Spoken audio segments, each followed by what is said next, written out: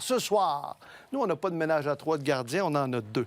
Stéphane Waite et Stéphane Fiset. PJ Stock, messieurs, comment allez-vous ce soir? Excité. Très bien. Excité. Ça n'arrête pas de bien aller pour le Canadien de Montréal et vous avez préparé des manchettes Albi le Géant en conséquence. Et on commence avec J'attendais toi, après mon le cher. voyage. Je ne sais pas pourquoi, souvent, quand tu retournes à le premier game à domicile, après un long voyage, le premier match va pas bien, mais toi, tu viens de dire Calgary, la 30e équipe dans la Ligue, c'était comme une situation idéale. C'est le scénario parfait pour les Canadiens. Aussi, les partisans avaient besoin de quelque chose. Le premier match, le cadeau que Dano est là. Alors, c'était une soirée parfaite pour les partisans, pour les joueurs, pour le coach. Tu étais capable de jouer 4 trios. On va parler des gardiens. Alors, c'était une soirée spectaculaire contre une équipe qui était comme le partenaire idéal pour les Canadiens. Alors, un scénario parfait pour Montréal. Pas beaucoup de victoires à l'étranger pour les Flames. Puis le Canadien, tu le dis, là, 11, 9 et 1 à domicile. Mais quand là. tu reviens, j'ai aucune idée pourquoi toujours le premier match à domicile, il y a... Ils ont cette équipe-là a du plaisir présentement. Il y a des sourires partout présentement. Bref, il y en aura d'autres sourires un peu plus tard. On va aller à Stéphane Waite pour ta manchette ce soir. Moi, c'est en pleine confiance. Et puis, je parle de Jacob Fowler. Puis là, je dis en pleine confiance, je parle de lui-même. Tu vois qu'il est en pleine confiance. Même s'il a donné le but qu'il a donné, c'est un but qu'il aimerait revoir. Ça ne l'a aucunement dérangé. Aucunement dérangé. C'est un gars qui est solide, qui laisse la game venir à lui. Il ne court pas après la rondelle, il reste la game. Ça a tout le temps de l'air facile. Puis j'ai dit avant les fêtes, j'ai dit même quand il n'est pas bon, je le trouve bon. Ça veut tout dire. En confiance aussi, les gars devant lui aussi. Là. Et ma manchette, pour continuer avec ma manchette, j'étais en confiance parce que ils le diront pas. Mais tu fais un sondage anonyme à l'intérieur de la chambre des joueurs. Puis c'est rien contre les autres gardiens de but, là. C'est rien contre Montembeault, puis c'est rien contre Jacob Daubèche. Mais tu fais un sondage auprès des joueurs, tu leur demandes en qui ils avaient le plus de confiance en ce moment. C'est certain que c'est Jacob Fowler. Tu fais un sondage dans le coaching staff en qui tu as le plus confiance. C'est certain que c'est Jacob Fowler. Et encore une fois, c'est rien contre Sam Montembeault qui vient de jouer 2 bons matchs. C'est rien contre Daubèche qui a 13 victoires cette saison. Oui. Mais il reste qu'il inspire confiance. Il est confiant. Et puis, c'est pas pour rien que le premier match après Noël sur le voyage, le premier gardien de but pour bien entamer le voyage, on met Jacob Fowler.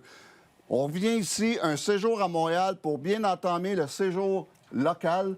On y va avec qui? Jacob Fowler. C'est pour ça que la discussion, c'est quels seront les 2 gardiens qui vont rester, va être intéressant. Ça peut être 3. On va en discuter. Non, mais peut Ken être Hughes a 3. dit que ça ne durera pas longtemps. Ouais, Puis ça, on va en parler, parce que j'ai 2 spécialistes de gardiens. Je me 3. priverai pas ce soir. J'ai scoré 2,5. contre Brodeur, alors je connais mes gardiens. C'est vrai, t'as marqué contre Brodeur. OK, Stéphane Fiset, ta manchette ce T'étais soir. sur le dos ou la rondelle t'a frappé? Mais t'as marqué. Stéphane Fiset, ta manchette Moi, ce je soir. vais y aller avec... il donne raison à son directeur général, puis je veux parler de Kapanen. Puis c'est lundi, Ken Hughes, il en a profité, puis quand il y a eu des éloges pour tout le monde, tous les joueurs de son équipe, puis ils ont demandé à un moment donné, est-ce que Kapanen peut être son joueur, son numéro 2 joueur de centre? Puis il a répondu absolument. Puis Kapanen, il est en train de lui rendre la monnaie de sa pièce, il est premier buteur là, chez les recrues avec 14 buts. Il est 5e sur les points. Il y a une moyenne de 14... Puis il n'y a pas une grosse moyenne quand même de temps de glace, là, 14 minutes 30. Là. Il ne joue pas sur l'avantage numérique, mais il est capable de faire les bonnes choses. Puis la seule affaire qu'on peut lui reprocher, c'est les mises en jeu. Il faut qu'il travaille là-dessus. Ce soir, il y a eu une soirée difficile à 17 mais si tu enlèves ça, c'est un joueur qui est tellement responsable. Il joue avec un Demidov que défensivement qui s'améliore, mais il est là pour le couvrir. Il est trop bien positionné. Puis Martin Saint-Louis a de l'air à l'adorer en plus. Fait que ça en est un autre qui joue avec pleine confiance, puis qui donne confiance à ses 2 coéquipiers aussi sur la patinoire. Vas-y.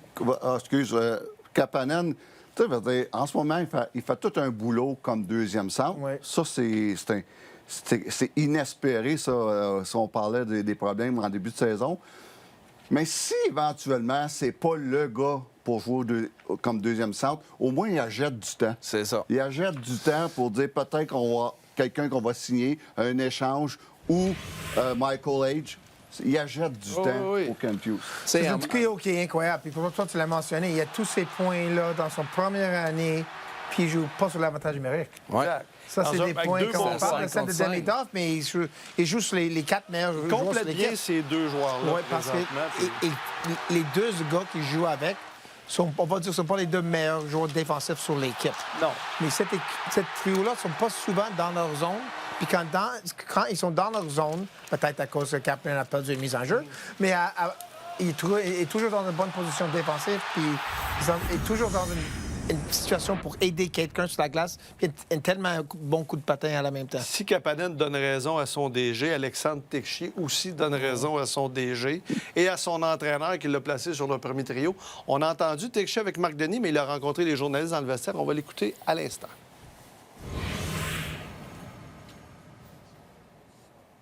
On n'a pas donné grand-chose, puis être récompensé comme ça, c'est toujours bien pour la confiance. Puis dans cette ligue, ça va vite. Demain, on rejoue, donc il faut vite passer à autre chose. Puis se concentrer sur demain pour faire un autre bon match. Est-ce que tu sens que ça fait une différence de jouer avec des joueurs comme Caulfield, Suzuki? Est-ce que ça facilite ton jeu? Oui, c'est sûr. Tu sais que c'est juste à faire de l'espace, puis essayer d'être dans les bons spots. Puis ils parlent beaucoup aussi, donc ça m'aide. Ils me mettent en confiance. Donc, écoute, je me sens bien. En troisième période, c'était très bruyante avec des olé. Il y avait une vague aussi. La caméra t'a capté au banc, puis tu semblais avoir les yeux hyper grands, regarder tout partout. Qu'est-ce qui se passait dans ton esprit à ce moment-là? Tu sais, c'est fou. Je me souviens qu'on est mercredi soir, puis il y a une ambiance comme ça. Donc, j'ai jamais vécu ça avant. Donc, c'était impressionnant. Juste les fans qui donnent. Et puis quand tu joues du bon hockey, qu'est-ce qu'ils vont te donner aussi. Écoute, c'était incroyable. Tu as vu Alexandre Texier, pour un joueur qui a eu une carrière en montagne russe, qui s'est promené d'organisation en organisation, là, on lui donne la chance de jouer avec Caulfield et Suzuki. Historiquement, il y en a plusieurs qui sont allés jouer avec eux, puis ça a été parfois non concluant. Mais lui profite de cette chance-là qu'il a pour compléter Suzuki et Caulfield. 3 points ce soir. Bon, son but, merci à Dustin Wolf pour l'ouverture, mais ça mais quand même, il a pensé de la mettre là. De la mettre là, quand même, tu peux dire qu'on peut... Surtout, il y a 2 gardiens ici qui vont dire que c'est pas l'erreur du gardien. Non, mais quand même... c'est l'erreur du goaler. Les gardiens de Calgary, Le défenseur, il aurait pu mettre de la pression. Mais quand même, d'avoir la vision, de penser de mettre la rondelle là, d'avoir les mains pour mettre la rondelle là. Alors, complément Texier. C'est drôle parce qu'après une soirée, puis tu viens de dire, on a essayé... Quoi, 6 gars, ouais. Même dans les années passées. Là, mais quand la question, je suis nerveux pour lui, parce que quand tout le monde revient, on va la mettre où? C'est une question qui est tellement fun pour nous autres, mais pas pour Ken et Martin. Mais qu'est-ce qui amène à l'équipe à date, là? C'est incroyable. C'est un gars qui était... C'est du talent. Du talent un peu. Texier, écoute, moi, je vais en France à chaque été là, depuis longtemps pour une école de gardien de but. Puis en France, c'est... Le Canadien de Montréal, là, c'est énorme. C'est énorme. Et Texier doit se pincer à tous les jours, de se retrouver avec le Canadien, de jouer sur le premier trio et d'être sur la feuille de pointage régulièrement. Il doit se pincer à tous les matins pour dire c'est-tu un rêve? Mais c'est un rêve qui est mérité. Tu sais, puis ce gars-là, il est arrivé dans la Ligue nationale. Je me souviens que j'étais avec le Canadien à l'époque, on jouait souvent contre Columbus. Il montrait des bons flashs. Un bon flash. Je ne sais pas pourquoi sa carrière n'a jamais levé à Columbus et à Saint-Louis. Ouais. Mais il montrait des bons flashs. C'est quand même un choix de deuxième ronde. C'est un gars qui a du talent. Puis, qu'est-ce que j'aime de lui, c'est qu'il a de l'expérience en Ligue nationale, fait qu'il se laisse pas impressionner avec qui joue. Il joue sa game à lui, puis il apporte qu'est-ce que manque à Caulfield puis Suzuki présentement sur ce trio-là. Puis, en cause de son expérience, il ne sera pas porté à toujours comme juste donner la rondelle. Il est capable de la garder, il est capable de faire des jeux, il est capable d'aller au filet, il est capable de marquer. Fait que c'est qu'est-ce qu'il l'aide énormément aussi. Qu'est-ce qui est Texier, c'est comme la même chose pourquoi Slavkovski a plus de succès dans cette situation maintenant. Parce qu'on enlève un joueur comme lui, il est 6'4", un gaucher, il devait avoir beaucoup plus de succès avec Caulfield puis Suzuki, mais on voit qu'il peut jouer son game beaucoup mieux avec les deux autres, puis Texier qui rentre, qui fait un job incroyable. Là. Exact. Ils sont hot, ils sont en first, ça ils va sont... tu vois, pas tout de ça va suite. être ton, Pas tout de suite, ta ouais. chanson. Ouais, mais ils sont en feu, Durant là. la pause, durant la pause. On a d'autres échos de vestiaire. On va aller entendre Philippe Danault, pour qui c'était un retour à Montréal, son premier match à Montréal. Une belle passe sur le but de Lane Hudson et son puissant tir frappé. On écoute Philippe Danault. Oui, puis écoute, il m'utilise dans des situations clés, puis il sait ce que je suis capable de donner.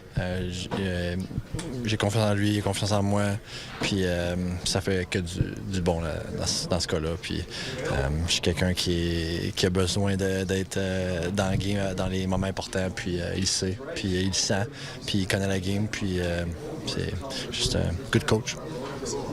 Quand le Centre Bell a l'air de ce qu'il avait l'air tantôt en troisième période, c'est-tu le meilleur building au monde?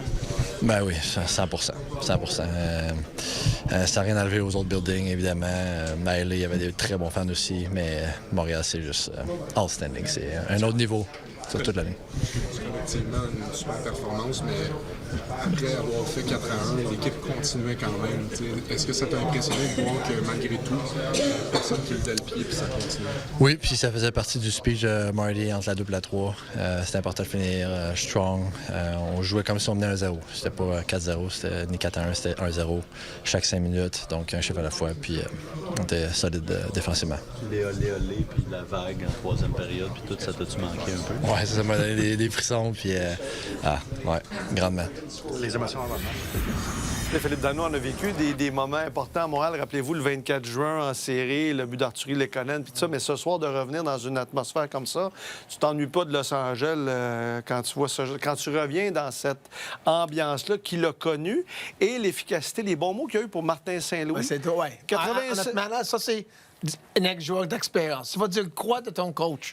Ouais, Mais t'es pas obligé de l'encenser, t'es pas obligé de lui donner. Non. Quelqu'un lancer te des demande, fleurs. toi, qu'est-ce que tu penses de ton coach? Ah, il est Tu vas très dire bon. quoi? Il est très, très bon. Non, mais c'est un rêve pour le coach. En mise en jeu, c'était 87 dans la mise en jeu, défensivement, il fait toutes les bonnes choses.